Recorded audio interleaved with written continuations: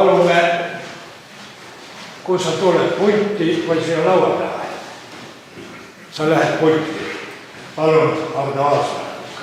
Ettekanne on sõnastatud jõud ja õigus rahvusvahelises elus.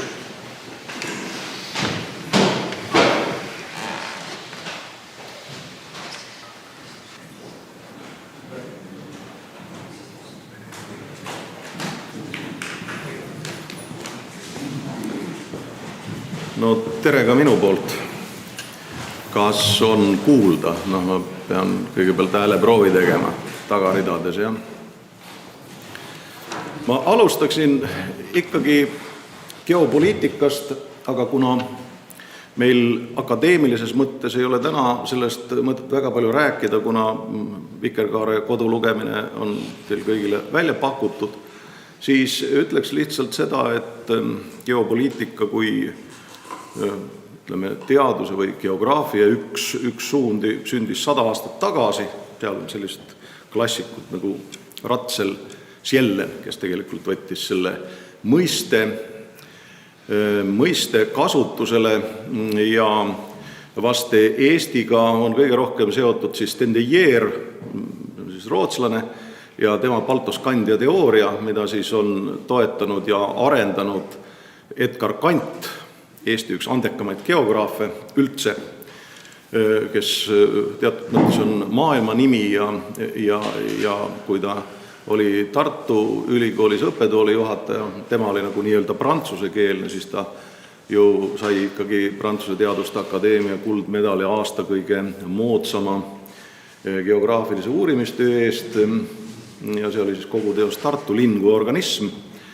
Ning juba hiljem matemaatiliste meetodite rakendajana juba Hägerstrandi juures või Hägerstrand tema õpilane tegelikult, kes on siis niisugune maailmakuulsus. Nii et selles mõttes, kui lugeda Kanti töid, siis need on seotud just selle Baltoskandja teooria edendamisega ja mul on nagu selles mõttes akadeemilises mõttes vedanud, et kui olen teise kursi üliõpilane, siis minu juhendaja Salme Nõmmik kutsus mind ükskord enda juurde koju ja ütles, et ta tahtnud õppetoolis seda juttu rääkida, tol ajal siis kateedris, ja ütles, et kas sa ei tahaks, et sul on niisugust poliitilist huvi, et kas sa ei tahaks selle geopoliitikaga tegeleda.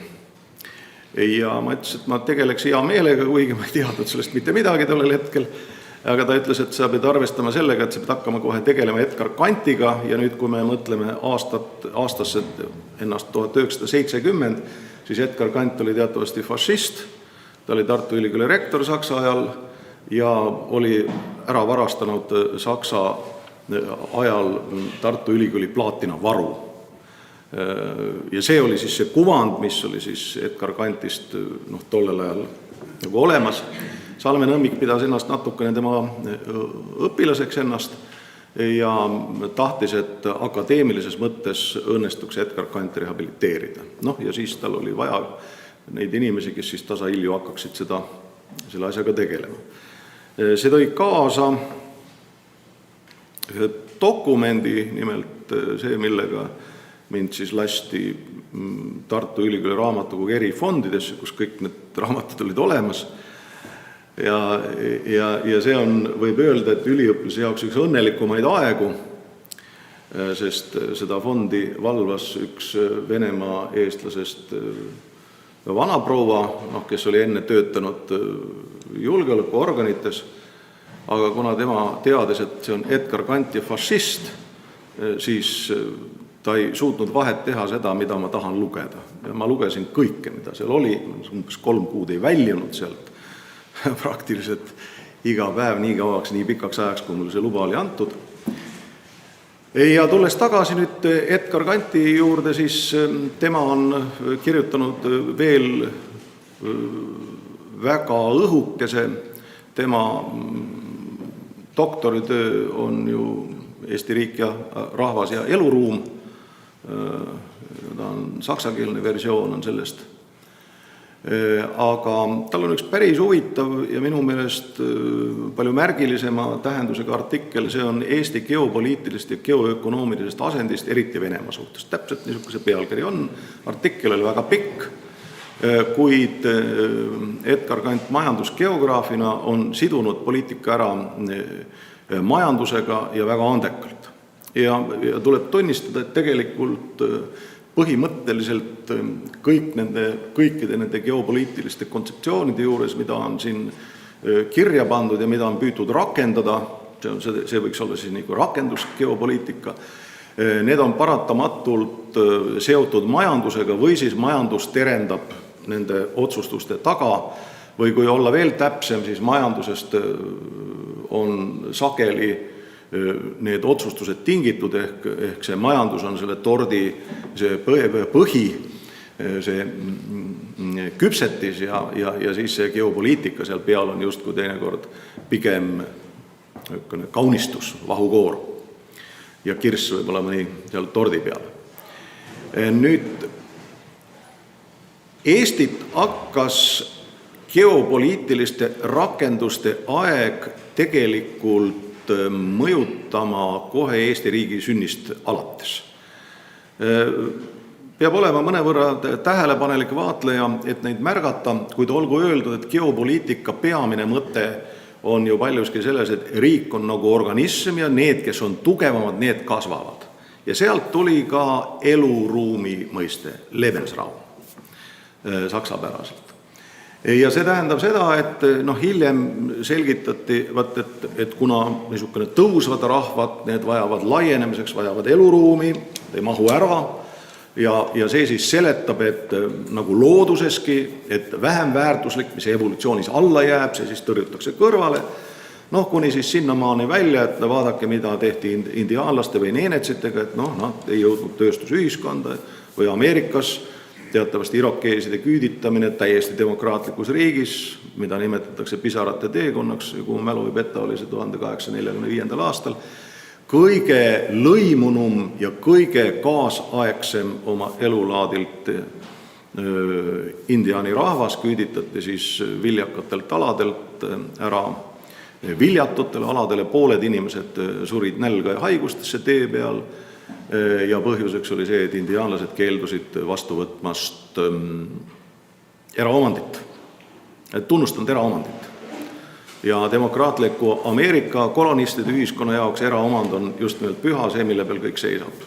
Kultuuride kokkupõrge, mille tulemusel siis nõrgem pool jäi alla ja sama teatud mõttes niisugune vaimne selgroog kannab ka geopoliitika teooriat.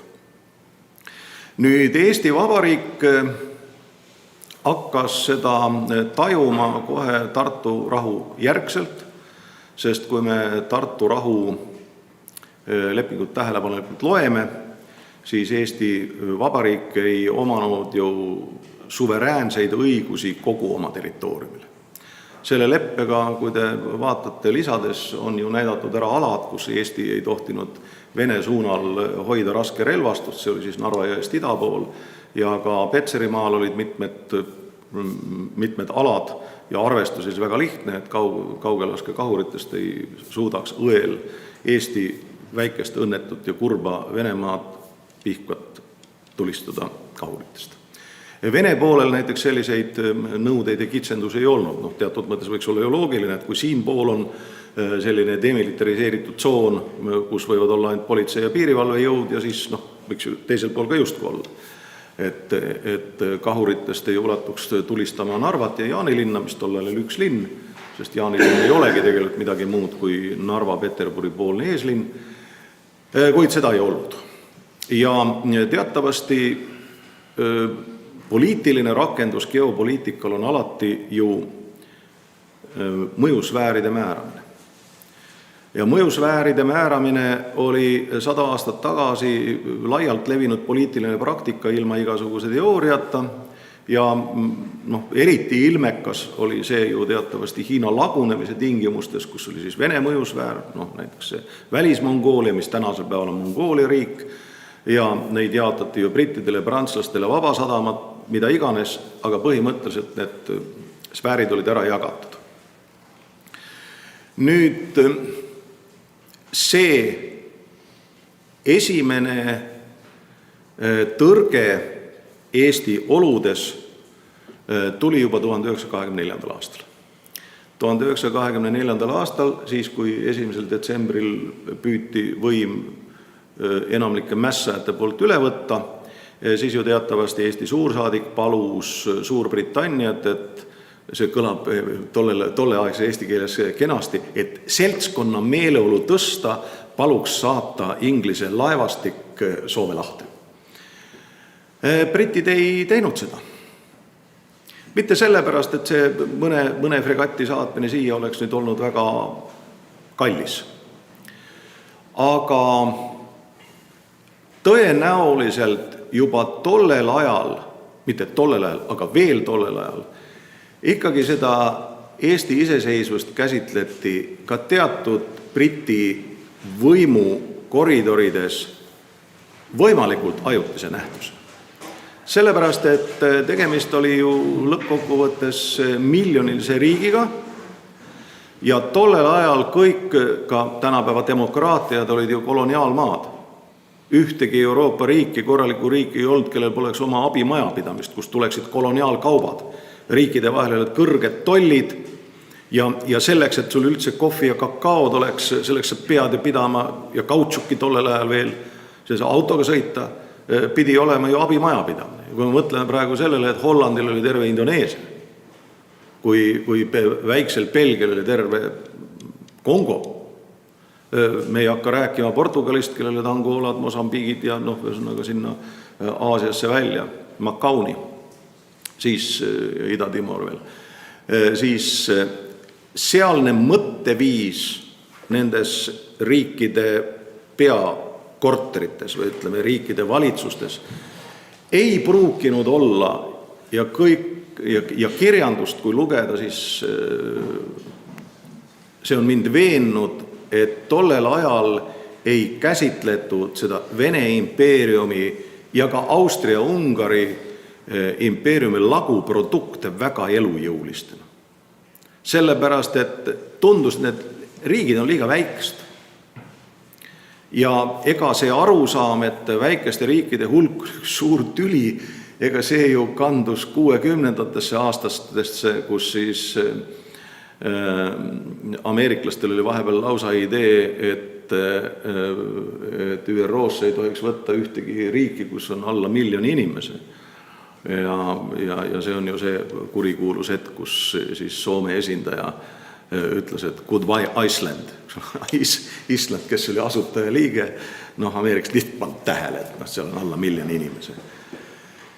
Ja nüüd need Austria-Ungari ja Vene impeeriumi laguprodukte ei peetud minu veendumuse kohaselt väga elujõulisteks. Ja kui tänapäeval räägitakse väga palju Suurbritannia ja Prantsusmaa reetlikkusest Tšehhoslovakkia küsimuses, Tšehhoslovakkia jagamise ajal, siis see on seletus. See on seletus, sest ka seda Tšehhoslovakkiat, kus siis tšehhid moodustasid ainult seal 64% elanikest, tšehhid, slovakid, ja ülejäänud olid muud rahvad ja seda peeti kokkulepete ja mõjusfääride jagamisel teoreetiliseks aluseks, et nad oli elujõulised, muudame nad elujõulisemateks. Ja nüüd siit tulebki see Müncheni vaim. Müncheni vaim põhimõtteliselt kestis ju kuni Jaltani. Viimane suur mõjusfääride piiri ajamine toimus Jalta konverentsil ja see on äärmiselt paradoksaalne või huvitav jälgida, mis on saanud edasi. Tegelikult seda Jalta süsteemi on püütud vähemalt piiride vallas hoida nii kaua kui võimalik. Ja sealt on tulnud üks suur häda ja nuhtlus maailmas tervikuna, mis johtub sellest, et katse Euroopas muuta piire viis 2 maailmasõjale. Kui Tšehhoslovakkia jagamisel oli veel lääneriikides niisugune koloniaalne vaim ja arusaam, et need riigid ei ole võib-olla väga võimekad, siis ühesõnaga see piir tuli ette Poolaga. Poolat peeti siiski tugevamaks, Poolat peeti riigiks, kes on pigem kannatada saanud ja ta on nagu märter, sest kui meenutada, millal viimati oli Tšehhi riik või Slovakki riik, sest siis ajaloolased peaaegu ei mäletanud seda. Aga Poola riik ikkagi, Poola jagamine oli alles, ütleme, ajaloolastel kõigile silme ees ja arusaadav. Ja Jaltat jagati. Ja nüüd on päris huvitav jälgida, kuidas neid piire, mis maha pandi, püüti hoida väga erineval moel ja viisil. Näiteks Nõukogude Liidu lagunemisel ja Eesti-Vene piirileppe puhul on ja kõikide piirilepete puhul lähtutakse ju tegelikult sellest, et paberi peal seltsimees Stalin korraldas ju nii, et kõik need riigid olid kogu ütleme, väliste tunnustega. Tal oli kindel piir, tal oli oma lipp, vapp, ülemnõukogu, ma ei tea, seal veel mingid tegelased, hümn. Ja Eesti on nüüd ainukene, kes on seda Jalta süsteemi justkui nagu piirileppega lõhkuma läinud, andes ära Narva lahelt üle 1000 ruutkilomeetri, ütleme seda mereala, mis Eesti NSV-le kuulus ja seal on Vene poole huvi tagas, nad tahavad sealt Ust-Lugast otse vedada või vähemalt kunagi oli niisugune kavatsus vedada otse gaasijuhet ja teine osa, näiteks, eks ole, mis antakse ühepoolselt ära midagi vastu saamata, on ju Vasknarva juures päris suur kolmnurk, mis ajalooliselt Eesti NSV ajal jäi sinna teisele poole. Nii et Eesti on tegelikult ühepoolsete järeleandmistega seda Jalta süsteemi mõjutanud ja kui need läbirääkimised käisid, siis see pani Ukraina väga keerulisse olukorda seoses maasäärega Kertši väinas. Ja nemad kogu aeg raiusid seda, et nii nagu see nõukogudeaegne piir on, nii see maasäär peab olema nende. Venelased hakkasid vahepeal, see on üks niisugune leedseljak, venelased hakkasid vahepeal ehitama sinna tammi, et oleks maismaa ühendus, et siis kuidagi sedamoodi. Aga Janukovitši aegne Ukraina saatis Ukraina väed sinna ja siis tõkestas siis selle võimaliku tammi ehitamise või siis maasääre ühendamise mandriga. Nüüd seda on püütud hoida. Ja kui ma rääkisin siin sellest, et maailmal on see teatud võttes nuhtlus, et see Euroopa kogemus, et piiride muutmine võib tuua kaasa maailmasõja, selle alateadlik järgimine on ju Aafrikas toonud kaasa rohkem sõdu kui see, et piiri oleks muudetud. See, et praegu Sudaan jaotati ära ja see, et jaotati ära Etioopia, see küll ei tähenda seda, et relvatülid oleks ära kadunud, nagu see Lõuna-Sudaanis praegu on, kuid suur sõda jääb tänu sellele ära. Ja Aafrikas on tegelikult ju terve hulk riike, mis tegelikult oleks mõistlik ära jagada. Kas või seesama Kongo, need, kes mäletavad veel niisugust rahvusvahelist tegelast nagu Moise Tšombet, kes tahtis ju Katangast teha oma riigi, seal on oma rahvas, oma riik, ajalooliselt on seal ju 15.–16. sajandil ju oma, ütleme, Aafrika riiklus olnud ja tegelikult see, et rahvusvaheliste jõududega, see ÜRO jõududega muide see lämmatati, tegelikult oli see viga. Ja mitmel pool Aafrikas võiks seda tänasel päeval täiesti rahulikult teha ja see tähendab seda, et suurte sõdade ja alaliste tülide asemel saaks vähemalt niisugused korrastatud oase. Kui me vaatame näiteks ka seda, et Somaalimaa, kes taotleb iseseisvust, on ainukene rahulik ja stabiilne kant kogu selles Somaalia segaduses ja rahvusvaheline üldsus ei tule selle kaasa. See on endine siis Briti Somaalimaa. Rahulikult võiks selle 3-4 miljonilisele rahvale anda või ütleme Somaali hõimudele anda võimalus teha oma riik vähemalt üks koht, kus oleks rahumaa peal. Aga nüüd neid püütakse segada selle suurde kakluse potti ja arvata võib, et seal lõppu näha ei ole. Nüüd Jalta. Kui me vaatame teisi valdkondi, kuidas on Jalta süsteemi püütud hoida alal. Näiteks kui Saksamaa ühines, siis Saksamaa tänasel päeval pole veel täissuveräänne riik, sest ta andis lubaduse või selle liitumise kokkuleppe üks tingimus oli see, et NATO sõjalised struktuurid ei laiene Ida-Saksa territooriumile.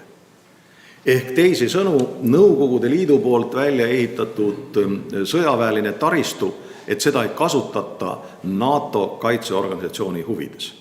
Ja seda on päris huvitav jälgida, kuidas Venemaa imperialistlik kirjandus ja imperialistlikes aruteludes käsitletakse meie Ämari lennubaasi.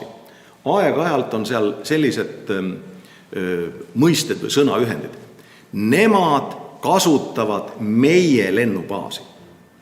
Paljude imperialistide jaoks Ämari lennubaas on veel nende oma, aga nüüd on tulnud kurjamid, kes seda kasutavad.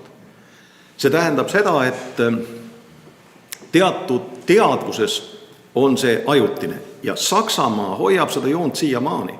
Mitte asjata ei too ju NATO oma mereväe keskust, ei too ju Sečenisse või Stettinisse. Lihtsalt sellepärast, et selle kohta mingit vaikivat kokkulepet ei ole.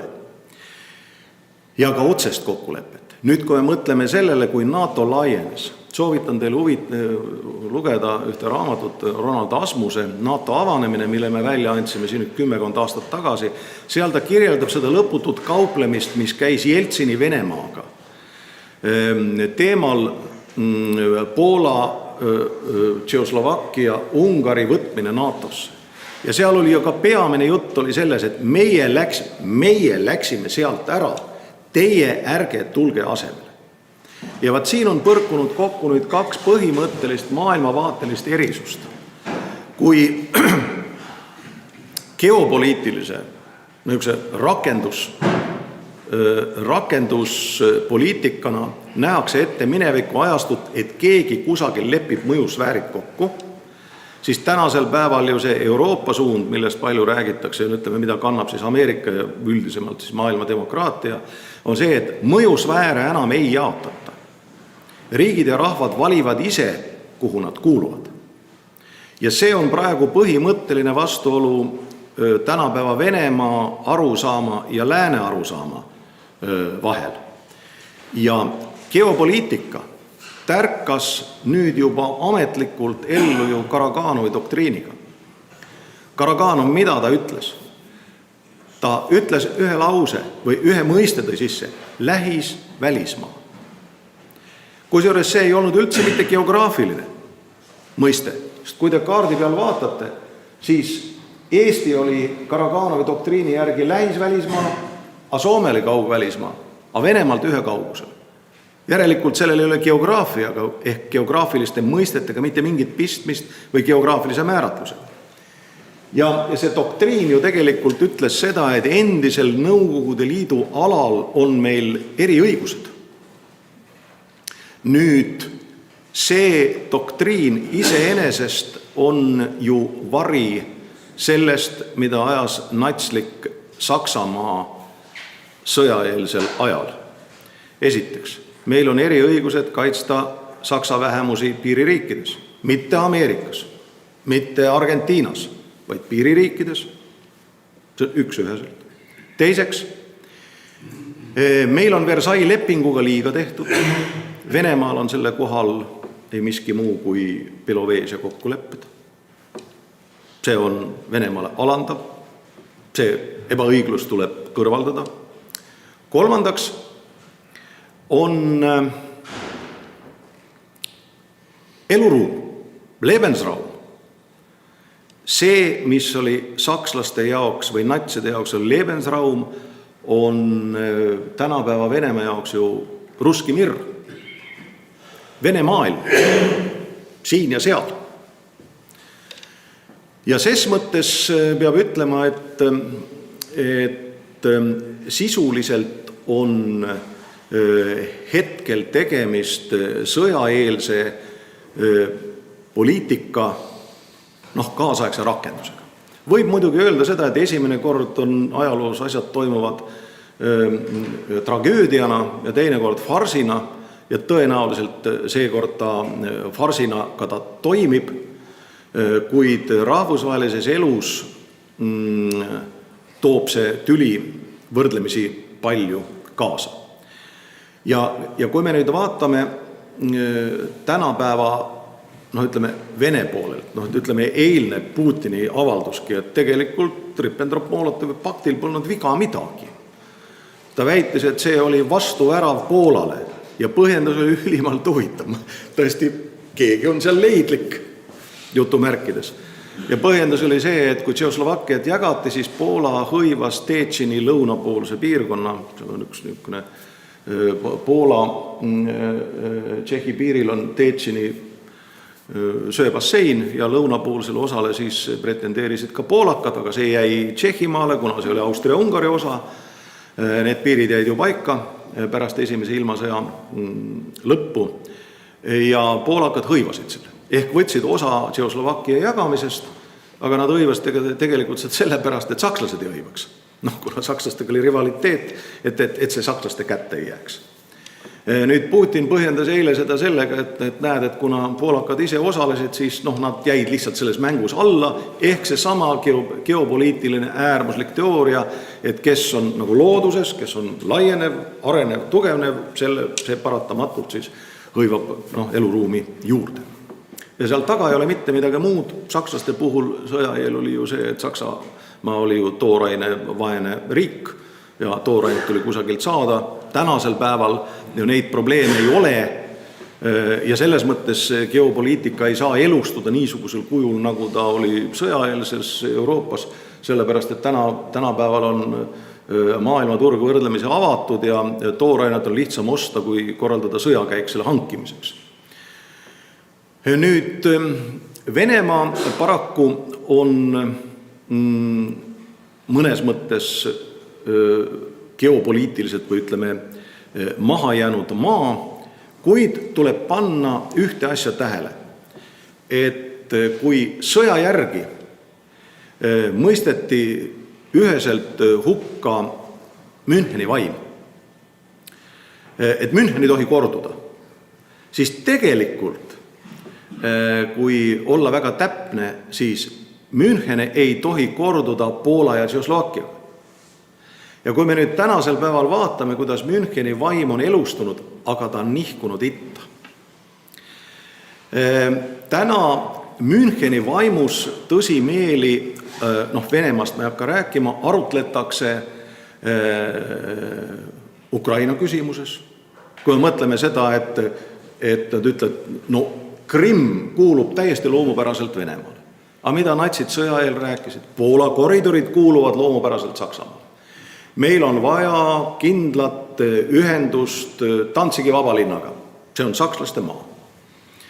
Ja Danzigi vabalinnaga on selles mõttes huvitav, et sealt on pärit ju praegune Euroopa Nõukogu esimees Donald Tusk. Ta ei ole ju poolakas, vaid on Kashub ja tema esimene võõrkeel on teatavasti saksa keel, mida õpetas talle tema vana ema ja prantsuse ja inglise keelt ta praktiliselt ei valda. Ja Poola presidendiks ei saanud ta Kaczynskite vastu lihtsalt sellepärast, et selgus, et tema vanaisa oli teeninud, Saksa riigi alam oli teeninud siis Wehrmachtis ja ütleme, niisugused teise ilmasõja järelmid jõuavad veel täna, ütleme Euroopa poliitilisse tippi. Kuid kui me vaatame seda, mida räägivad Saksa kantslerid, erukantslerid, Schröder, Schmidt ja Kohl, siis nad räägivad seda sama Müncheni juttu, mitte Poola ja mitte Tšehhoslovakkia, vaid Ukraina kohta. Tegelikult ikkagi nad ütlevad, et Venemaa huve peab ikkagi arvestama. Täpselt sama, mida rääkisid Taladier ja Chamberlain. Jah, see pressiti neile peale. Aga mina vaatan seda geograafina ja ma väidan seda, et Müncheni vaim ei ole surnud. Ta ei ole muidugi nii elujõuline kui ennem, kuid see Müncheni vaim on nihkunud geograafiliselt itta. Natside asemel on Venemaa, ühe osapoolena ja samal ajal siis teise osapoolena on ütleme need, kes 30. aastatel kandsid eneses veel imperialismi vaimu, kuna riigid olid koloniaalriigid. Pidi mingi imperialismi vaim olema, muidu see koloniaalsüsteem ei püsi ju koos. Ja lõppude lõpuks koloniaalsüsteem võeti eurooplastelt ära ju Nõukogude Liidu ja Ameerika Ühendriikide ühisjõududega. Nii ameeriklased olid selle poolt, et koloniaalsüsteem tuleb likvideerida ja Nõukogude Liit. Nii et Euroopa, kes jäi sõjavõlgadesse Ameerika ees, see siis jäi nagu alasi ja haamri vahele ja ühesõnaga sellest kõik tuleneb. Nüüd vajab tegelikult vastamist küsimus, et kui eelmine kord oli see tragöödia, siis seekord see geopoliitiline avantüür võib lõppeda farsiga. Ja alustada võib-olla tuleks, ma ei tea, keda on uhkem tsiteerida, kas Rein Taagepärad, kes ütleb, et Venemaa puhul ei ole, kui võrreldada natside Saksamaaga, ei ole mitte jõujaama, vaid vaestemajaga, või siis ameeriklaste asepresidendi mõtiskus, kes ütleb, et Venemaa ei ole mitte midagi muud kui üks suur bensiinijaam. Praegu, kui Euroopas puhkes sõda ja püüti realiseerida oma geopoliitilisi huve, siis sõda puhkeb alati siis, kui mõlemad pooled näevad mingisugustki võimalust see sõda võita. Keegi ei lähe ju kaotussõtta. Ütleme tinglikult osapooled, seal peab olema mingisugune arvestus ja muidugi edasi siis algab juba poliitiline bluff ja sõjakunst ja diplomaatia, aga põhimõtteliselt on maailmasõda võimalik siis, kui mõlema osapoole tuumikuks on tugev tööstusriikide ühendus ja on mingisugune võimalus, ükskõik kumb pool siis arvestab, et ta võiks selle sõja võita. Nüüd tänasel päeval, kui me vaatame kogu Venemaa kitsendamist majanduse vallas, siis kui me võtame kitsendajad ja kitsendatava, või ütleme need, kes siis sanktsioone rakendavad ja need, kelle peale või kelle kallal seda teostatakse, siis majandus, ütleme selle kaalukuse või mahu vahekord on 1/15. See tähendab, et jõud on täiesti ebavõrdsed. Tänase päeva seisuga on see ebavõrdsus ei ole isegi mitte niivõrd mahuline, kuivõrd struktuurne. Sest tänase päeva Venemaa ekspordist ju masinad ja seadmed moodustavad ainult 4%. Valdav osa, üle 70% on ju energiakandjad, see on gaas ja nafta. Tegemist on väliskaubanduse struktuuri järgi, ekspordi struktuuri järgi klassikalise toorainet välja vedava maaga, mitte tööstusmaaga. Ja sisse veetakse ju toiduaineid, ilma importtoiduainet pole võimalik üldse Venemaad toita. Ja kui me tänasel päeval vaatame, millest siis Venemaa kui riik ju elab. Umbes pool eelarve tuludest tuleb nafta ja gaasi ekspordi lõivudest. Venemaa 2014. aasta eelarve on tehtud arvestusega, et nafta keskmine hind on $106 barrelilt.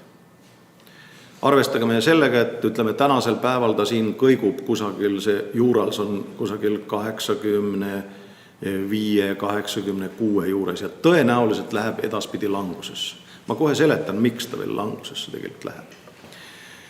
Ja miks tõenäoliselt sanktsioone ei lõdvendata, see vajab ka natuke seletamist. Aga põhimõtteliselt on nii, need arvud on tähtsad. Nüüd, Vene eelarve on tehtud niimoodi, et kui nafta hind on keskmiselt üle 96, siis sellega täituvad eelarve välised fondid. See on siis Rahvusliku Heaolufond ja Stabilisatsioonifond. Seal on praegu, ja need arvud on jälle ka tähtsad, praegu on seal umbes $150 miljardit. Esimesel hetkel tundub number väga suur olevat, aga tegelikult ei ole. Sest juba Rosneft üksinda küsis Rahvusliku Heaolufondist, mis peab tagama pensionifondide toimimise üldse, küsis 70 miljardist ise 50. Aga Rosneft kes on ju üks suurimaid naftatootjad, mille peal riik peaks justkui elama, tema on suurim siis see toetuse küsija. Nüüd on veel üks number üsna oluline. Maailmas on nafta on ju nagu põllukultuur, mõnel pool kasvatab paremini, mõnel pool halvemini ja see sõltub paljuski nafta lasumusest, geoloogilisest lasumusest ja tema kättesaadavusest. Nüüd kaugusest tarbijast. Ja tuleb arvestada veel ühe numbri, kui me ütlesime, et 106 oli see, millega on arvestatud eelarve, 96 on see, millest täituvad need fondid ja oluline on teada, et Venemaa nafta tootmise keskmine omahind on $75–76 barrelilt. See tähendab seda, et tänasel päeval on see nafta hind jõudmas ju tootmise omahinnani. Aga tootmise omahind keskmiselt ei tähenda ju mitte midagi muud kui seda, et on paremaid puurauke, aga on ka neid, mille tootmise omahind on seal kuskil 90 juures. See tähendab seda, et osa puurauke tuleb kinni panna ja Rosneft juba on teatanudki, et ta kavatseb vähendada nafta tootmist. Välja näeb justkui see sedamoodi, et me vähendame nafta tootmist ja peatame hinnalanguse. Kuid see ei ole tõsi. Lihtsalt ta ei tasu enam toota. Ja nüüd, arvestades sellega, et Iraani nafta tuleb turule, Liibüa nafta tuli turule ja Araabia naftariigid, Saudid, Araabia Ühendemiraadid, Katar on otsustanud naftat edasi toota, mitte vähendada tootmist. Ja nüüd on päris huvitav vaadata ja lugeda neid diplomaatilisi sõnumeid, mis tulevad siis naftariikide juhtide suust. Aasial on oma niisugune diplomaatiline komme väljendada oma mõtteid. Aga kui need sõnumid lahti koorida, siis see sõnum on väga lihtne. Me laiendame tootmist sellepärast, et maailma nafta hind on hakanud langema Venemaa ja Venezuela nafta ülepakkumisest. Kuna mõlemad riigid hakkasid jääma eelarve ätta, hakkasid nad pakkuma naftat odavamalt ja hõivama araablaste eest turgu ära. Aga kuna Saudi Araabias on nafta tootmise omahind keskmiselt $37 barrelilt, mitte 75. Ja Liibüas on mõned naftakaevud ju sellised, kus nafta tootmise omahind on alla $1 barrelilt. Ja ka Basra ümbruses on seal $2–3 puurauke. Sest seal on nafta nii ligidal, et vanas eesti keeles öeldigi naftakaev, tehti nagu meie külakaev, 10–12 meetrit auk maa sisse ja siis hakati selle kaevukooguga võtma, mis tänasel päeval on kõik nafta tootmise sümbol, pisikesed pumbad. Ja see tähendab seda, et Araabia naftariigid on otsustanud turu tagasi võtta. Sest kuna Venezuela ja Venemaa pakkusid naftat alla, nad laiendasid oma turgu. Ja nüüd on otsustatud see turg tagasi võtta. Mis tähendab seda, et mõned aastad see nafta hind on võrdlemisi madalal. Nüüd, miks ta on veel madalal? Tegelikult räägitakse praegu sellest, et nafta hinna jõudmine kuhugi 65–70 barreli juurde või barreli juurde, see elavdaks oluliselt maailma majandust. Ja kuna maailma majanduses on praegu probleeme, siis tegelikult energia odavnemine aitaks seda elavdada ja need, kellel on nafta odavalt tootmisena käes, saaksid laiendada oma turgu. See on tugevalt äriline otsus. Ja see, et Venemaa sellega jääb hätta, on teatud mõttes kõrvalprodukt. On palju räägitud, kui vaadata Venemaa imperialistlikku kirjandust, et kuidas ameeriklased ja Saudi Araabia on Venemaa vastu pannud toime vandenõu, lasevad seda nafta hinda alla, siis see päris tõsi ei ole. Ameeriklastel ei ole Saudidega väga lihtne kokku leppida, küll aga ärimaailma huvi, kui seda kannab tugev äriline kasu, siis see toimib. Ja täpselt samas see ohuolukord on tegelikult sattunud ka Venemaa. Tavaliselt Putin on ju mees, kes elab luure aruannete maailmas. Paraku luurajad suhtlevad erinevate ühiskondade kas reeturlikuma või müüdava osaga.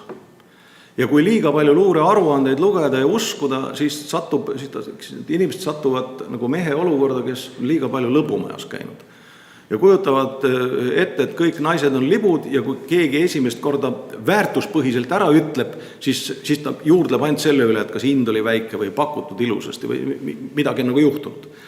Ehk see, kui praegu Venemaa niisugune poliitika on põrganud väärtuspõhisele poliitikale, siis see on ju jahmatus.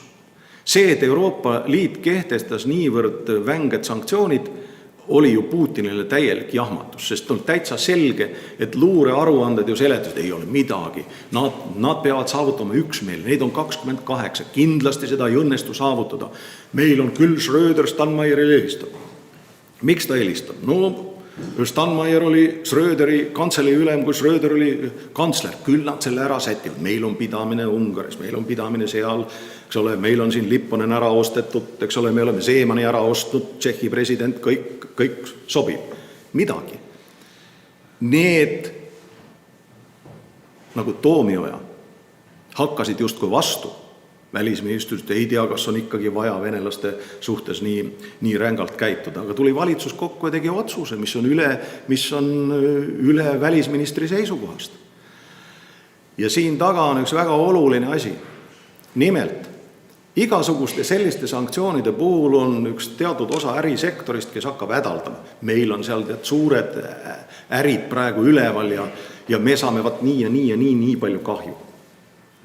Aga kui ärimaailm, suur äri haistab seda, et nende sanktsioonidega on võimalik oma partneri ettevõtete väärtuse viia kordades alla, mis on pärast seda võimalik odavalt üles osta, ehk teisisõnu öeldes, me ei anna teile laenu.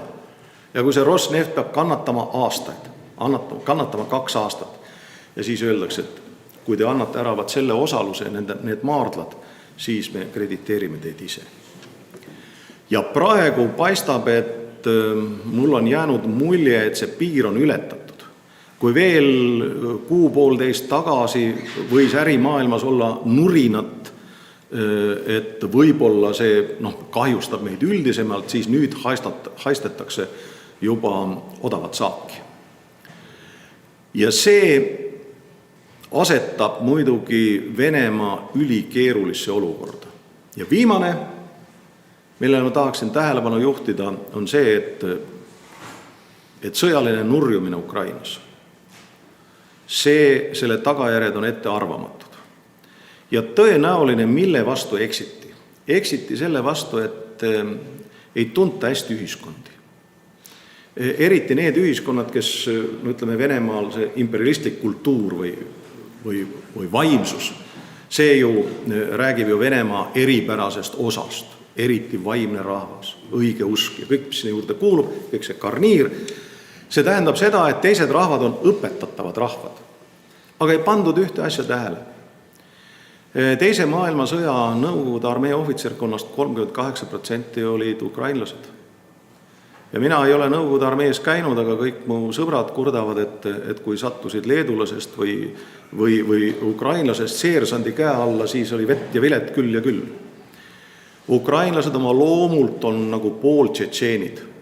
Kui nad saavad relva kätte, siis nad tunnevad ennast hästi.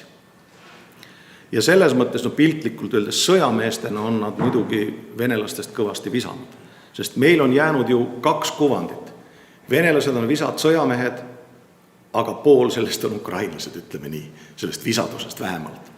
Meil on jäänud kuvand, et Venemaa on suur viljaait, näiteks tsaari ajast juba, tegelikult see viljaait on Ukraina. Ja nüüd, kui Euroopa Liit alustas idapartnerluse programmi, Valgevene ja Ukraina ja Moldova ja nii edasi, siis venelased võtsid seda ju väga valulikult. te tungite meie mõjusfääri, see on meie välismaa, mida te siin õiendate. No siis eurooplased ütlevad, no aga võib-olla rahvad tahavad otsustada kuidagi teisiti. Ei, me peame kokku leppima, kas rahvad tahavad otsustada või ei taha. Ja see on tegelikult see kultuuride kokkupõrge. Aga võimalused majanduslikus mõttes on ikkagi väga väiksed, sest Venemaal ju tänaseks võib öelda, et raha on otsas. Ütleme tinglikult tänase päeva seisuga. Ma ei tea, kui suured olid täna hommikul Venemaa keskpanga valuuta ja kullavarud, kuid siin mõni päev tagasi oli, ütleme jämedalt 445 miljardit. Nüüd võib alati küsida, kas seda on vähe või palju. Alati räägitakse, et Venemaal on väga suured kulla ja valuuta varud, küll nad vastu peavad. Ka sanktsioonid. Paraku erinevad keskpangad peavad erinevat arvet. Ja selle 450, hea lihtne arvutada, 450 miljardi sees on 150 miljardit dollarit, mis on siis reservfondi ja heaolufondi raha. See tähendab, mis kuulub üldse valitsusele. See, mida keskpank kasutada ei saa oma keskpanga funktsioonid täitmiseks. Peale selle, võtame selle 150 maha, jääb järel 300. Nüüd selle sees on veel kuld, mida iga päev ei saa kasutada. Hommikul on vaja, lõunal teed ülekande. Seda saab kasutada, ütleme, tagatisel. Edasi on seal rahvusvahelise valuutafondi osalus, mida keskpank hoiab, aga mida ta nagu ka kasutada ei saa põhimõtteliselt. Pluss on see, et on lubatud nüüd veel sinna BRICS-i panka, õnneks see veel ei tööta. Nüüd, kui te arvestate selle maha, siis jääb järele kusagil hinnanguliselt 200, ütleme nii, et jämedalt 230 miljardit dollarit. Nüüd normaalseks peetakse keskpanga varusid siis, kui see katab pool aasta riigi impordist. On vaja importtehinguid teenindada pool. Tänase päeva seisuga oleks see 250 miljardit. Järelikult see on sellest piirist juba allpool. Öeldakse, et hädapärast saab hakkama 3 kuu varuga. 3 kuu impordivaruga. Ehk praegu otsest kriginat enam ei ole, kuid see, et rubla langus on kiirenenud, see ei tähenda mitte midagi muud, kui tuleb eesti keeles öelda. Raha on otsas. See, et keskpank toetab valuutaturgu 350 miljoniga päevas ainult, lugege kokku, palju see ikkagi kuus on. Ja see tähendab seda, et seal nagu põhi paistab. Ilmselt järgmine samm on see, et vabalt enam Vene rubla vahetada lihtsalt ei saa, tuleb meile tuttav nõukogude aeg, mis muidugi siis toob kaasa surutise. Nüüd tehnoloogia poole pealt on asi veel keerulisem, kuna Statoil ja Statoil põhimõtteliselt on ainukene, Philips, Conoco, ka nendel on tehnoloogia, kuidas arktilistel aladel naftat puurida ja toota, siis kui seda tehnoloogiat kätte ei saa, mida praegu ei saada, see tähendab seda, et naftatootmise laienemise võimalused ahenevad, aga madala nafta hinnaga paljudes piirkondades pole see üldse kasulik. Nüüd lennundusega on veel keerulisem, kuna Venemaal teatavasti reisilennukeid praktiliselt ei toodeta, aga see, mis ütleme see Suhoi Superjet 100, need on ikkagi nii, et venelased ehitavad kered valmis, nad oskavad väga hästi teha, hea aerodünaamika, korralikud kered, aga ikkagi väga tinglikud öeldes Rolls-Royce'i mootorid. Ja nüüd, kui Bombardier ju eelmine nädal loobus koostööst, see tähendab seda, et üks lennuki projekt, mis on see keskmaa lennuk, see jääb seisma. Lihtsalt ei ole võimalik teda toota. Ja sisuliselt reisilennukite tootmine seisab puhtalt lääne toetusel ja tehnilisel kaasabil. Ja see on ka põhjus näiteks, miks 1,5 kuud tagasi laialt levinud mõte, et Venemaa võib keelata vastusanktsioonidele, jutt käis vastusanktsioonidest. Toiduainest ma hakka üldse rääkima, see on Vene poolelt vaadates ebaõnnestunud projekt, mis on toonud kaasa olulise hindade tõusu ja lihtsalt toiduainete kvaliteedi halvenemise. Aga et me ei luba Euroopa lennukompaniidel üle Venemaa lennata. aga väga lihtne arvutus näitas seda, et Aeroflot kaotab $200 miljonit aastas, esimene. Aga mis võib olla väga morn vastu meede, on see, et kui ameeriklased näiteks keelavad Boeingul Venemaaga koostöö, see tähendab, ei ole tagavaraosi ega hooldust, ja hinnanguliselt öeldakse, et Venemaa Aerofloti lennupark jääb 3 aastaga jääb maa peale. Neil on kuskil 350 lennukit. Ma kirjeldan seda sellepärast, et selgitada, kuivõrd ebavõrdne tegelikult see olukord on. See kõik ei tähenda muidugi seda, et nii kaua, kuni on veel relvavarusid, nii kaua piiride ääres muidugi on Venemaa suuteline pahandust tekitama. See ei ole üldine oht, sest Venemaaga relvatööstus jäi kiduma, sest Venemaa relvatööstus mõistus oli kõik Ukrainas. Ukrainlased tootsid ju Hersonis kõik ju need gaasturbiinmootorid, mis oli Vene sõjalaevaste jooksul tarvis. Jantarri tehas ju Kaliningradis praegu seisab, sest mootoreid ei ole, fregatte ehitada ei saa. 90% Motositš Zaporožjes tootis ju kopterimootoritest. Kopterilabad toodeti Toreesis, see ala õnnestus hõivata, nii et nad sealt kõik valmistoodanga vedasid välja ja veavad välja ka seadmeid ja ka joonised, aga kuna ei ole inimesi, osa inimesi põgenes Ukrainasse, siis tulemuseks on see, et ka seda ei saa käivitada. Ja nii edasi ja nii edasi. Olgu siinkohal öeldud, et kõik õhk rakettide, Venemaa rakettide, need elektronsihikud, need ju toodetakse ju Kiievis. Ja kui lugeda Venemaa sõjaasjatundjate murelikke jutte, siis nad ütlevad, et ega nad ei tea, kas need raketid üldse kohale lendavad. Seda saab kontrollida ainult juba lennul. Seda lihtsalt niisama, et kas sihik on õige või ei ole, seda ei saagi kontrollida, see on kõik puhtalt usalduse peal. Ja muide ka Vene strateegilist raketiväge Vojevodasid hooldab ju KP Južne Dnepropetrovskis. Ja ka see koostöö on katkestatud, nii et eks nad seal hakkavad vananema ja hakkavad tekkima rikkad ja neid tagajärgi me näeme alles mõne kuu, võib-olla aastakese pärast. Ja nüüd ma siinkohal lõpetaks.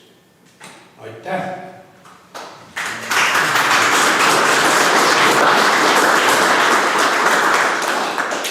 Ettekandja tegi niimoodi, et võttis natuke eespoolt ja tagapoolt tulla aega juurde, aga kuna meil on aega kõvasti, siis seda tuleb lugeda positiivseks. Nüüd on aga siis seltskonnal esimest korda võimalik teha ja me võime teha seda küsimustina, aga ka oponeerida annale seisukohale. Kui läheb liiale, siis lõpetame ära, aga praegu palun. Kuivõrd võimalikuks sa pead kihiksõtliku faktorit, sellest räägid Venemaa tervikuna, aga kas Putinil on sellist tausta, et ta võib selles agoonias täiesti puhtpersonaalselt käivitada mingisuguse tohutu kollapsi, et see suur segadus, ma ütlen mingisugune tuumarünnak või midagi taolist, et kaarte segane lüüa ja sellest puhtalt välja tõtta. Ma võib-olla võrdan seda ihiksuspsühholoogia või inimene agoonias käitab tihti peale, nii et ta võib nii endale kui teistele. Ma ei tea, üritab seda teha just sellepärast, et tekitada suurt segadus. No, tegelikult on ta ju seda mingil viisil alustanud, sest ega sõda Ukrainas lähtus ikka sellest loogikast, et üks lühikene võidukas sõda peaks ju kuninga populaarsust tõstma. Ja nii kaua, kuni seda Ukraina asja õnnestub hoida nagu sellel lainel, et see oleks Venemaa võit, nii kaua arvata võib, et seal otsest agooniat ei teki. Aga see Ukraina sõda võeti ju ette ikka meeleheites. Sest nad tahtsid ju tegelikult selle üle võtta ilma igasuguse õiendamist. Plaan oli ju väga lihtne, et Janukovitš on president, tal on seal regionaalide partei on seal enamuses, valimised võltsitakse, tulevad järgmise aasta kevad-talvel tulevad uued valimised, saavutavad veenva edu, siis võetakse vastu otsus täiesti demokraatlikult Krimmi referendumi küsimuses ja Krimm hääletab nagu tarvis ja siis võetakse föderaliseerimise, me teeme Novorossia seal ja meil on föderaalriik. Kõik oli ju see plaan oli ju valmis, see plaan ebaõnnestus ja hädaga ülepeakaela tuli hakata sõjaliselt improviseerima. Ja esialgne lootus oli ju ikkagi see, et Novorossia hõivata ja jõuda kuni Odessani, et saaks Dnestri-äärse vabariigiga ju maismaaühendus. Aga tänase päeva seis on selline, et pole maismaaühendust ju Krimmigagi. Ja Krimm on ju meeleheitlikus olukorras. Ukrainlased, kuna Krimm ei maksa vee eest, vaidlus on selle üle. See on väga huvitav vaidlus jälle. Venelased ütlevad või lähtuvad sellest, et vesi on jumala and, vesi ei maksa midagi. Maksab ainult tema kohale toimetamine. Nüüd meie Tallinnas maksame Tallinna veele kõik, sest vesi on äri. Mitte me ei maksa kohale toimetamise eest, vaid me maksame natukene siin linnavalitsusele ja nendele välismaistele investoritele kasumit ja mida iganes. Vesi on äri. Ukrainlased, nemad on tublid ärimehed, nemad ütlevad, vesi on äri. Ja praegu on jõudnud sinnamaale, et kuna Krimm ei maksa, siis nad ehitavad praegu tammi sinna kanalile ette ja anna vett üldse. Sevastoopolis on 2 päeva varud, vabandust, 1 kuu varud, aga iga päev on vesi ju piiratud mõne tunniga. Aga laevastik tahab vett. Elektriga on sama lugu. Venelased pakkusid seda võimalust, et nad annavad oma odavat elektrit, et läbi Ukraina tuleks transiit. Ukrainlased teda milleks? Meil on elektriäri, ostke rahvusväelist hindadega, nii nagu me müüme Slovakkiale. Ja ses mõttes see agoonia teine lainena võib tulla tänu sellele, et selles kõiges ei ole lahendust. Kusjuures ei saa näiteks selle Donbassi puhul ei saa ju tuua eeskujuks ju ka Dnestri-äärset vabariiki. Dnestri-äärses vabariigis on see majandus või tarist on niimoodi üles ehitatud, et tuleb suur jäme Vene gaasitoru, tuleb Dnestri-äärde Tiraspolis on suur elektrijaam, mis varustab ka ülejäänud Moldovat. Ja need maksavad elektri eest ja Dnestri-äärne vabariik võtab selle elektriraha, peab oma seda riiki ülal ja Gazpromile ei maksa. Gazpromile ollakse võlgu juba $5 miljardit. Ja vormiliselt on see just kui vaata, et veel Moldaavia võlg, moldaavlased ütlevad, unustage ära Moldova. Aga Donbassis on vastupidi. Elektrijaamad on ukrainlaste käes, kivisööhunnikud on sepparite käes, sealt kätte ei saa. Ukrainlased keelduvad otse ostmast, ostavad pigem Lõuna-Aafrikast, sest tuleb vaata, et veel odavam, sest Donbassi söötööstus ju ikkagi ja need kaevandused ikkagi elasid ju dotatsioonist ja maksusoodustustest. Ja toitu ei ole, raha ei ole, vett ei ole, elektrit ei ole. Ja nüüd tekib seal üks niisugune meeleheitlik olukord ja Putin keeldus neid separite juhtega vastu võtmast ja seda sammu ei julge ka astuda. Ja nüüd läheb kõik oma soodu ja sealt võib tekkida üks niisugune meeleheite samm, tõenäoliselt on see mingi sõjaline avantüür, aga kui me räägime tuumasõjast, siis on igavesti vahva see tuumanupu jutt. Aga tegelikult on nii, et president on viimane, kes saab vajutada nupule, et üldse need koodid tööle hakkaks. Aga sellist võimalust, et president on juua täis ja nagu Jeltsin kunagi ütles, et ja tšutli knopočka vaspolsaval, eks ole. See ei ole võimalik. Seal enne on niivõrd palju protseduure, et alustada tuumasõda, nii et sellega ta ei saa hakkama, ma ütlen. Lihtsalt puhttehniliselt ei saada sellega hakkama. No nii, täname. Johan. Mu küsimus saavad lühema vastu. Mul on üks üldisem küsimus ja teine konkreetsem küsimus on see, et see fenomen, millest me taha kõleneda, mis kannab nimi geopoliitika, et kas see on midagi, mis on, kuni võib öelda objektiivselt olemas kuskil reaalsuses või ilmselt ka siis areenile, kui mingisugune hull valitseja tekib või tuleneb see kuidagi mingisugusest inimesest arengust. Ja teine küsimus on nüüd konkreetselt, et mõni päev tagasi oli Mürrsoni artiklis mõte, et sanktsioonid on pinged ja mõjused, aga kas neid ka tulemust on, et ta elistas seda, et mõjus on see, et Venemaa on väga vätikad, et sanktsioonid on, aga tulemust ikkagi ei saavuta, kuna et asi Ukrainas normaliseerimis. Mida sa sellest vabandan, ma unustasin öelda teile, kes küsib, püüab kõva häälega oma nime, sest meil käib pildistamine ja pärast muidu öelda selgeks. No ma alustan selle vastuse teisest poolest. Ma ei ole päris Müllersoniga selles mõttes nõus, et kõik võimalikud varasemad sanktsioonide praktika on tõepoolest olnud võrdlemisi edutu. Näiteks kui Nõukogude Liidu suhtes rakendati sanktsioone pärast Afganistani sõda, siis tuleb arvestada selle, et jõuvahekord oli teine. Ma alustasin just oma ettekannet või seda osa ettekandest just sellest, et see jõuvahekorrad on nagu muutunud. Ja kui lõpuks Nõukogude Liidu viis lagunemisel ikka madal nafta hind, siis arvestagem sellega, et Nõukogude Liidu väliskaubandusest tollel ajal oli see 10-15% ja tulude baasist. Nii et tänane Venemaal hoopis midagi muud ja sõltub täielikult sellest. Ja siin on veel üks nüanss, et kui näiteks rubla kurss kukub, siis teoreetiliselt peaks olema ju niimoodi, et eksportkaubad lähevad odavamaks ja peaks elavdama majandust. Loogika on selles. Ainult, et kuna ekspordi struktuuris seda, mis Venemaal toodetakse ja mille omahind kujuneb Venemaal, on tühine osa. Nafta hind ei sõltu üldse rubla kursist, vaid maailmaturu hindadest.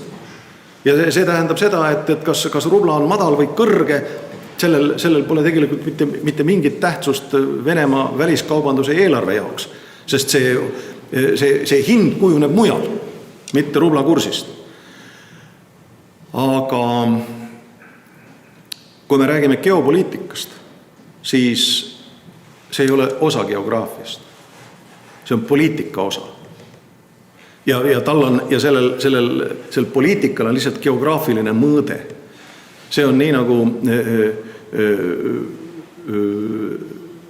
nagu on sotsioloogia ja regionaalne sotsioloogia.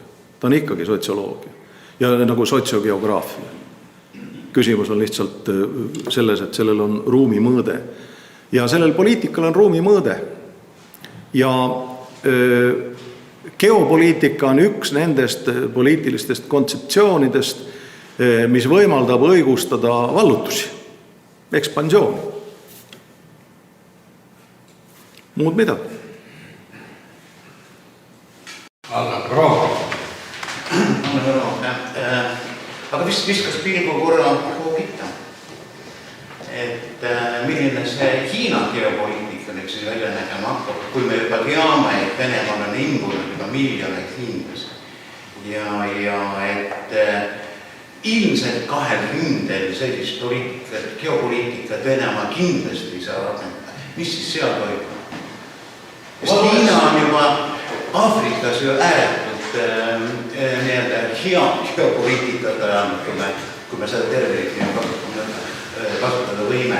Me teame, et meil oli, minu nooruses oli üks sõda Piki Amuri jõge. Et Hiina on ju selline power, tähendab, et ta ei jäta kindlasti seda kasutada. See vajab natuke seletamist. Kõigepealt üks asi, mis on jällegi oluline teada, et kui Euroopas oli külm sõda, siis tegelikult Nõukogude Liit pidas külma sõda kahel rindel. Ka Hiina vastu oli külm sõda. Ja see Tamanski saare lahingud, kui ma mälu ei peta 1967. aastal, ega tänase päeva seis on ju ikkagi see, et see saar on hiinlastele ära antud. See sõda on kaotatud, ohvrid olid mõttetud. Ja hiinlastega sõlmitud piirileping on ainult ju 20 aasta peale ja see on ajutine leping, muide. Seda vaadatakse ringi. Seal on üks väga huvitav põhjendus. See on seotud loodusega otseselt. Nimelt Amuri jõe saared, mudasaared vahetavad asukohta sõltuvalt üleujutus iseloomust ja suvise suurvee ajal. Aga anti ära ju Tarabarovi saar ja Poolus suuri saart otse Habarovski vastas, kus olid kaitseliinid välja ehitatud venelastel. Praegu on ikkagi nii, et nagu Vene sõjaväespetsid ütlevad, kui hiinlased hakkavad tulema, tulevad otse keskväljakule. Ja seal tegelikult kaitset ei olegi, sest see on 1000 kilomeetri peale üks diviis. Seda ei ole võimalik kaitsta. Nüüd, hiinlased ajavad asja hoopis teistmoodi. Ka nemad on ühinenud tegelikult Vene vastaste sanktsioonidega, ilma seda välja kuulutamata. Ja ka nemad jahivad odavat saaki. Ja näiteks kui praegu oli siin leppe selle kohta, et hiinlased Exim Bank krediteerib Rosnefti $2 miljardi, siis jäi niisugune mulje esimesel hetkel justkui, et venelased on saavutanud idasuunal läbimurde. Aga kui väga hoolsalt seda vaadata, siis venelased ise kirjutavad, et pangandust ei toeta see mitte üks rahas, sest mitte ühtegi dollarit ei anta, Vnešekon on panga kätte esitatud juanid ja rublad ja tegelikult Exim Bank ise maksab Hiina ettevõtetele nende torude ja teenuste eest, mida selle torujuhtme ehitamiseks on vaja. Ja Vene poolele rublades, see tähendab seda, et raha nagu kätte ei anta, tähendab. Ja viiakse praegu olukorrani, kus Hiina kasutab seda võimalust, et suurendada Venemaa Kaug-Ida rolli tooraine ripatsina Hiina tööstuse jaoks ja hiinlased erinevalt eurooplastest ja ameeriklastest ei ole ehitanud mitte ühtegi tehast Kaug-Idas. Kõik on üles ehitatud tooraine ülestöötamisele, ammutamisele ja selle viimisele Hiinasse. See inimfaktor, see, et nad üle piiri imbuvad, see on isegi Hiina riigipoliitika vaatepunktist võib-olla 2. või 3. järguline. Sellepärast, et tegemist on õreasustusega alaga, Kaug-Idas elab 7 miljonit inimest ainult, see Hiina mõistes pole midagi. Heilongjiangi provintsis seal üle piiri elab 150 miljonit. See on niisugune asi, mida võib iga päev käivitada, kui on tarvis, kuid tänase päeva Hiina poliitika mõte on selles. Ta jätkab koostööd ja kuna Venemaa on surutud seisus, siis ta püüab veelgi odavamalt selle kätte saada, mida tal enne on tarvis. Ta ajab täpselt seda poliitikat. Nüüd hiinlaste puhul üldisemalt öelda, et see ekspansioon, mida nad on Aafrikas edendanud, seal hakkab neil nagu võhma otsa saama. Ega hiinlast seis ei ole ka kõige parem, aga see on hoopis teise koosoleku teema.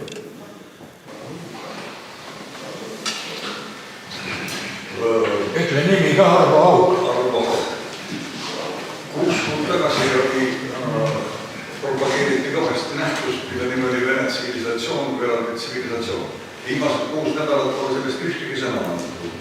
Kas on olemas selline nähtus nagu iseseisev Vene tsivilisatsioon veel täna? See on üks ja teised. Keda esindas Müllerson Valtais?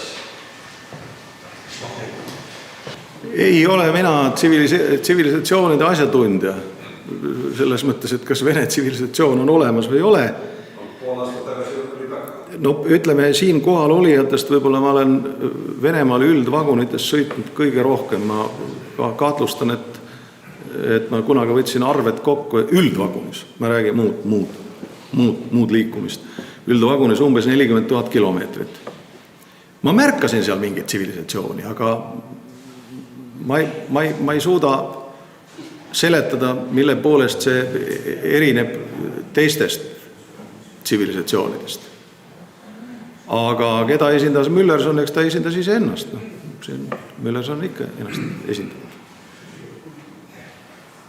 Ei ennast. Kui geopoliitiliselt vaadata Venemaale, siis mis seisus võiks arvata, Venemaa on impeerium, Siberi ei kuulu üldse Venemaale, ta vallutati, kui kaugel võiks Siberi iseseisvus hetkel olla. Kui meie iseseisvume, siis oli seal juba ääre pealt paar nädalat veel kindlust. No ja see Kaug-Ida vabariiki nad tahtsid teha, aga siin on tekkinud täiesti uued klassikud ju, kui nii võiks öelda. See on Valgevene president Lukašenko, kes ütles, et kui seda asja nii vaadata, siis valdav osa Venemaast peaks kuuluma Mongooliale ja Kasahstanile ja hakkas niisugust juttu äkki ajama. Aga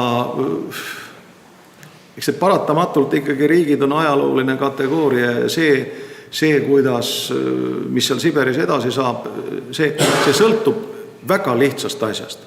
Kas keskus, nii tinglikult öeldes keskusel, on perifeeriale midagi pakkuda või ei ole. Kui ikkagi tekib niisugune olukord nagu Nõukogude Liidus, 90-ndateks, 91. aastaks, kus keskvõim ei saanud üldse oma asjadega hakkama. Algul ju loodeti nende peale, korraldas seal majandussidemeid ja ma ei tea, ütleme, elu kõige üldisemalt, siis ühel hetkel, kui ikkagi selgus, et tuleb hoopis kokku leppida usbekkidega, et sul on Kreenholmi puuvilla vaja, siis tekib küsimus, milleks seda Moskvat enam tarbis.